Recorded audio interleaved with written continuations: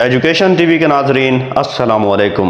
मैं आप सबको अपने यूट्यूब चैनल पर खुशामदीद कहता हूँ। नाजरीन, मैंने टीचर डायरी पे और वीडियोस बनाई थी, तो ये जो मेरी वीडियोस थी इनका मकसद था आपको डायरी के एक फ़ायदेमंद पहलू के बारे में बताना। ये डायरी कुछ हटकर थी जिसके बारे में मैंने आपको बताया, तो इसका फ़ायदा बहुत ज़्यादा है। आप मेरी पिछली वीडियोस भी देखें और उन वीडियोस से आप लाजमी एक सबक हासिल करें। डायरी का फ़ायदा यह है कि आपके पास जो इल्म होता है वो एक तरतीब के साथ आप अपनी डायरी पर नोट कर सकते हैं। याद रखें कि जब आप डायरी बना रहे होते हैं तो पहले रफ पर चीज़ों को नोट करें और उनको तरतीब देने के बाद, अहम नुकात लिखने के बाद ही डायरी पर नोट करें, ताकि आपकी डायरी एक अच्छी डायरी बने।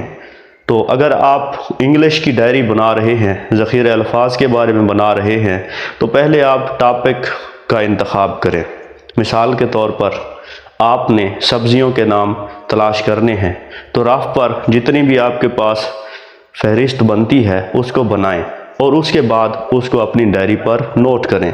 और इसी तरह आप जो भी टॉपिक लेना चाहते हैं उसका मवाद, उसके अहम नुकात रफ पर अपने पास लिखें और फिर उसको अपनी डायरी पर नोट करें।